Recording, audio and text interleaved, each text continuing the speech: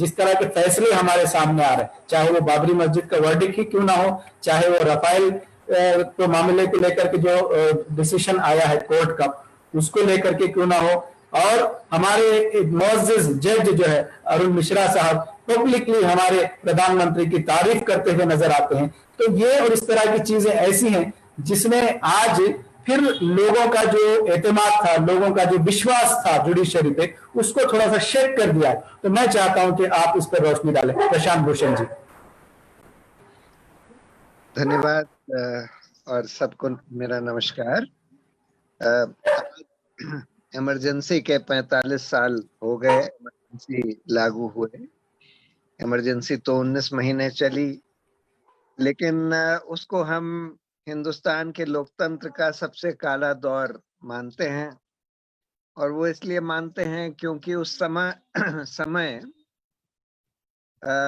मौलिक अधिकारों को सस्पेंड कर दिया गया और 1 लाख लोगों को जेल में डाल दिया गया और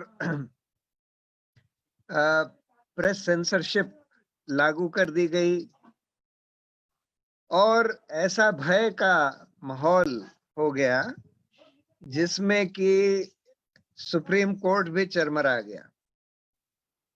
और जब ये सवाल उठा कि इमरजेंसी के दौरान हेबियस कॉर्पस की पिटीशन, यानी कि किसी को अगर गैर कानूनी तरीके से सरकार ने गिरफ्तार किया तो उसको चुनौती देने के लिए आप कोर्ट जा सकते हैं कि नहीं। इमरजेंसी के दौरान जब मौलिक अधिकार सस्पेंडेड हैं तो करीब 10 हाई कोर्टों ने बोला कि हाँ जा सकते हैं। कई हाई कोर्ट्स ने लोगों का जो प्रिवेंटिव डिटेंशन के ऑर्डर्स थे, उस समय एक प्रिवेंटिव डिटेंशन का कानून था, maintenance of internal security act Misa, उसके तहत लोगों को गिरफ्तार किया गया था। और उन लोगों को गिरफ्तार किया गया था जिन्होंने कोई गैर कानूनी काम नहीं किया और जो सिर्फ सरकार का विरोध कर रहे थे। तो 10 हाई कोर्टों ने बोला कि हाँ कोर्ट में चुनौती दी जा सकती है और बहुतों ने प्रिवेंटिव डिटेंशन के जो ऑर्डर्स थे उनको रद्द कर दिया। उसके बाद ये मामला सुप्रीम कोर्ट आया और सुप्रीम कोर्ट ने हाई कोर्टों के 10 हाई कोर्टों के फैसले पलट दिए और ये बोला कि इमरजेंसी के दौरान क्योंकि आपके मौलिक अधिकार सस्पेंडेड हैं, फंडामेंटल राइट्स सस्पेंडेड हैं, तो आप हेबियस कॉर्पस की रिट भी नहीं फाइल कर सकते। आप अपने गैर कानूनी तरीके से आपको अगर कैद किया गया हो उसको चुनौती भी नहीं दे सकते कोर्ट में। तो इसलिए और ये फैसला सुप्रीम कोर्ट का, मैं तो पूरे हियरिंग के दौरान सुप्रीम कोर्ट में था, मैंने पूरी हियरिंग सुनी, तो साफ जाहिर था कि एक भय का माहौल था और सुप्रीम कोर्ट के जज भी डर गए। 73 में जब कुछ जजों ने केशवानंद भारती का फैसला सरकार के खिलाफ दिया था और ये बोला था कि संवैधानिक अमेंडमेंट, संवैधानिक संशोधन को भी कोर्ट में चुनौती दी जा सकती है इस आधार पर कि वो संविधान के मूल आधार के खिलाफ है। तो उस समय 3 जजों को जिन्होंने सरकार के खिलाफ फैसला दिया था और ये बोला था कि चुनौती दी जा सकती है संवैधानिक संशोधन को भी, उनको सुपरसीड कर दिया था और एक जस्टिस एएन रे को चीफ जस्टिस बना दिया था। उन दिनों जस्टिस एएन रे चीफ जस्टिस थे जब इमरजेंसी का डिक्लेरेशन हुआ। तो जाहिर था कि और जो 5 जजों की खंडपीठ थी, 5 जजों में भी भय का माहौल था, जिसकी वजह से सुप्रीम कोर्ट ने हाई कोर्ट का फैसला पलट दिया। लेकिन एक जज जस्टिस एचआर खन्ना ने मेजॉरिटी के खिलाफ जजमेंट दिया और बोला कि नहीं, हेबियस कॉर्पस की रिट मेंटेनेबल होगी। आज हम लोग जस्टिस खन्ना को सब लोग याद करते हैं कि उन्होंने हौसला दिखाया उस दौरान भी, और बाकी जो 4 जज थे उनके नाम भी शायद हम लोगों को याद नहीं है, क्योंकि वो सरकार के दबाव में आ गए और भयभीत होकर उन्होंने ऐसा फैसला दिया। अब अगर हम आज का दौर देखें और ये सवाल पूछें कि क्या आज के दौर में लोकतंत्र सचमुच 75 के दौर से ज्यादा सुरक्षित है? क्या हमारे न्यायपालिका जैसे संस्थान, चाहे हम न्यायपालिका को लें, चाहे मीडिया को लें, चाहे हम दूसरे संस्थान इलेक्शन कमीशन को लें, कंट्रोलर एंड ऑडिटर जनरल को लें, सीबीआई को लें, सेंट्रल विजिलेंस कमीशन को लें, लोकपाल को लें, क्या हमारे ये सारे संस्थान आज 1975 से बेहतर काम कर रहे हैं? क्या हमारे हम नागरिकों के मौलिक अधिकार आज 75 के कंपैरिजन में ज्यादा सुरक्षित हैं? अगर ये सवाल हम पूछें तो उसका ईमानदार जवाब ये होगा कि आज चाहे इमरजेंसी लागू नहीं करी गई है, और उसके बाद तो खैर 75 के बाद 77 में जब जनता पार्टी की सरकार आई इमरजेंसी के बाद, तो उन्होंने 44th अमेंडमेंट 44वां कॉन्स्टिट्यूशन अमेंडमेंट में यह कर दिया कि इमरजेंसी के दौरान भी आर्टिकल 21 यानी right to life and liberty को सस्पेंड नहीं किया जा सकता। लेकिन फिर भी अगर हम आज ये पूछें कि क्या हमारा लोकतंत्र पहले से 75 से ज्यादा सुरक्षित है, तो उसका ईमानदार जवाब होगा कि शायद इतना सब होने के बाद भी आज के जो हालात हैं उसमें हम लोग ये नहीं कह सकते कि आज हमारा लोकतंत्र 75 से ज्यादा सुरक्षित है या हमारा न्यायपालिका 75 से ज्यादा स्वतंत्र है, सरकार से ज्यादा स्वतंत्र है। अब ये मैं क्यों कह रहा हूं? क्योंकि आज अगर आप ये देखें, आज मैं इस समय मेनली न्यायपालिका की बात करूंगा, क्योंकि और तो बहुत लंबी बात हो जाएगी। अगर सिर्फ न्यायपालिका को देखा जाए तो आप देखिए कि पिछले कुछ सालों में क्या हुआ। एक बिरला और सहारा कंपनियों पर इनकम टैक्स ने रेड करी और बहुत सारे दस्तावेज बरामद किए, जिन दस्तावेजों से ये जाहिर होता था कि सहारा कंपनी ने 40 करोड़ रुपया, बहुत सारे 40 करोड़ रुपया तो मोदी जी को और 100 करोड़ से ज्यादा रुपया बहुत सारे पब्लिक सर्वेंट्स और मिनिस्टर्स वगैरह को दिया। उनके पास से 100 करोड़ से ज्यादा तो कैश भी बरामद किया गया था। उसके बाद बिरला कंपनी के जो दस्तावेज बरामद हुए उसमें ये निकला कि 25 करोड़ रुपया मोदी जी को दिया गया था, लेकिन इन सब दस्तावेजों को दबा दिया गया। हम लोग सुप्रीम कोर्ट गए और सुप्रीम कोर्ट में बड़ी अजीब चीज हुई कि एक जस्टिस खेहर और जस्टिस अरुण मिश्रा के यहाँ ये पिटिशन आई, और ये दिसंबर का महीना था जब जो उस समय मौजूदा चीफ जस्टिस थे जस्टिस ठाकुर, वो रिटायर होने वाले थे और जस्टिस खेहर को चीफ जस्टिस बनना था।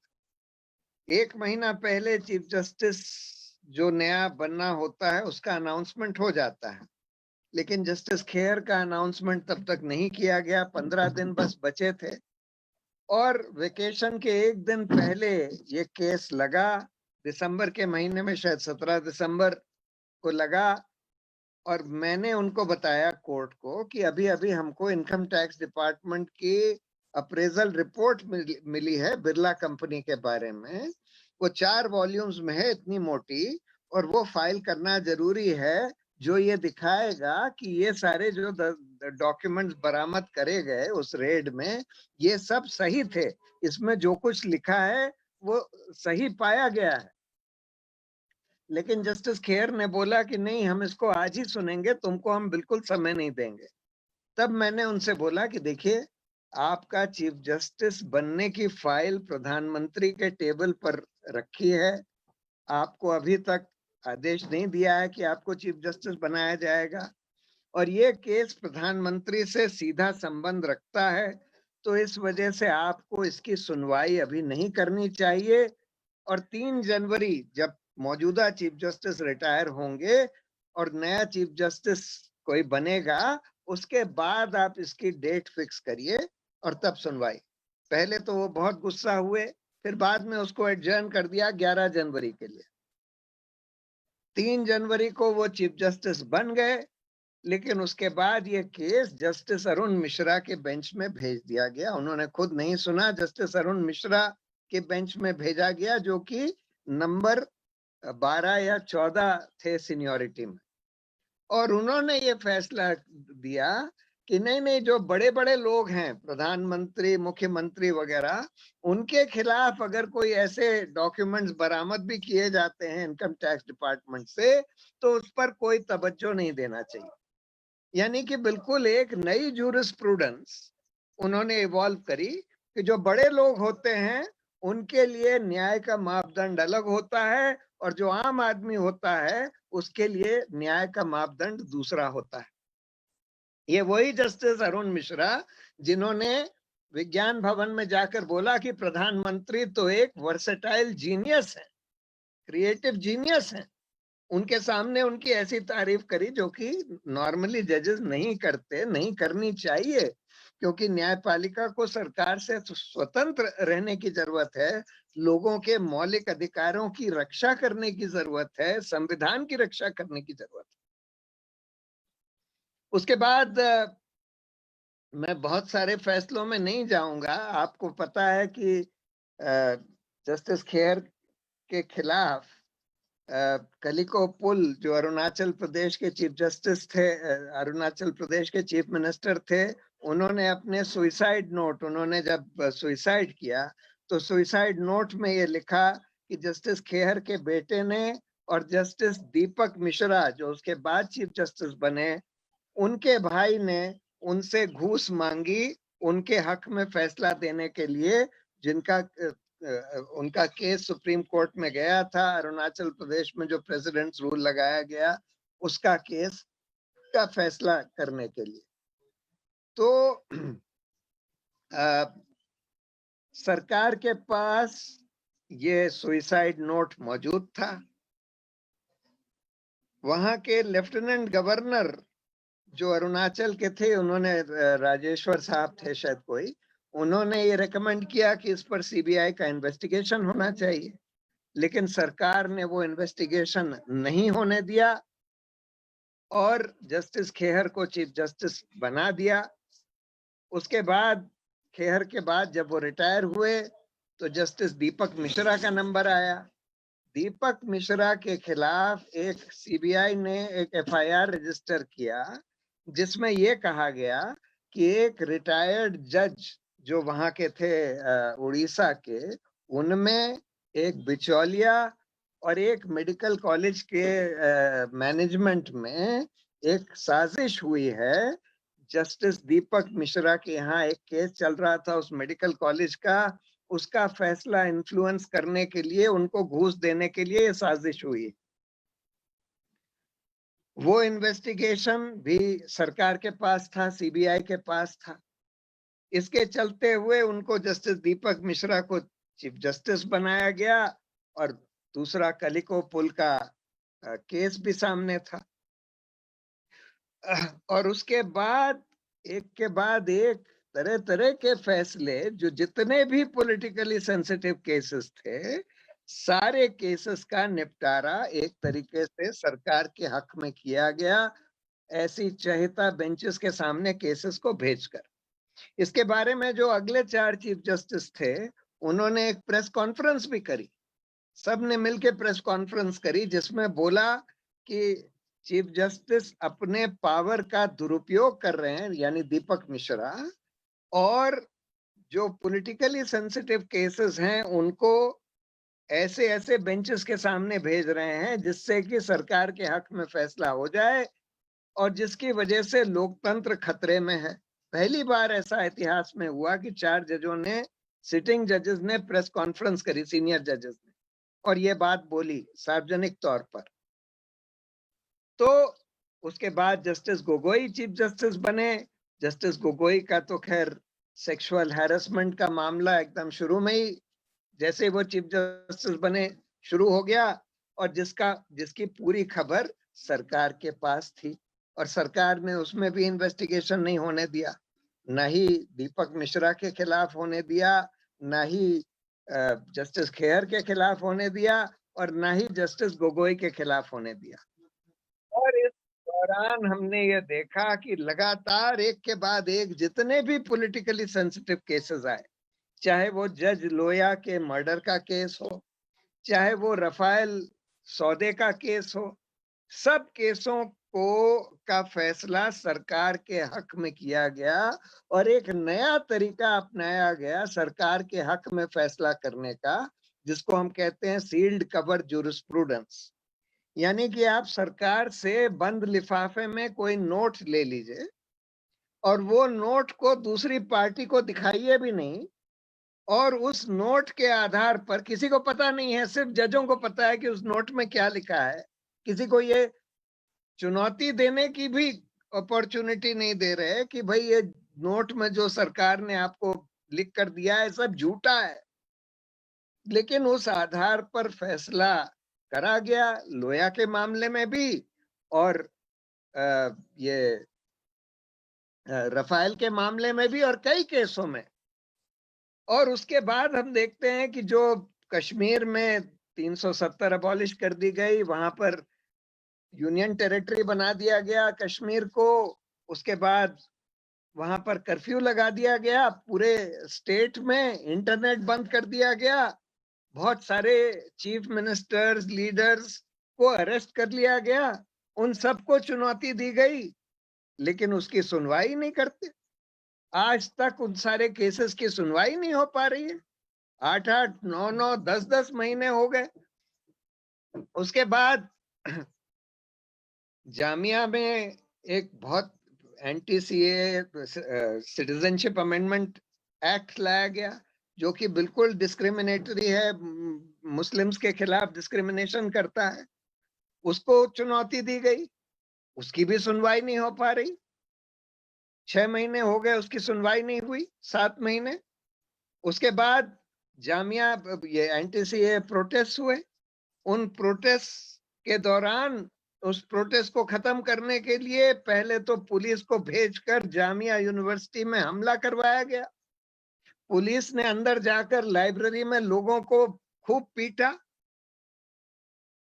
स्टूडेंट्स को लाइब्रेरी में घुस-घुस कर पीटा, सीसीटीवी कैमरे तोड़ दिए, उसको चुनौती दी गई, उसकी भी सुनवाई नहीं करी गई। जवाहरलाल नेहरू यूनिवर्सिटी में 100 से ज्यादा नकाबपोश गुंडों को पुलिस ने घुसा दिया, वहां पर उन्होंने जाके स्टूडेंट्स और टीचर्स की पिटाई करी, उसके बाद उनको कैंपस से पुलिस के एस्कॉर्ट में बाहर निकाल दिया गया। बहुत लोगों के वीडियो भी आए जिससे उनकी शक्ल पहचानी जा रही है, कईयों की, उसके खिलाफ भी कोई एक्शन पुलिस ने नहीं किया। और उसके बाद ये कपिल मिश्रा, पुलिस ने एक्शन नहीं किया और कोर्ट ने भी कुछ नहीं बोला, सुप्रीम कोर्ट ने। उसके बाद ये कपिल मिश्रा का इंसिडेंट हुआ, जिसमें कि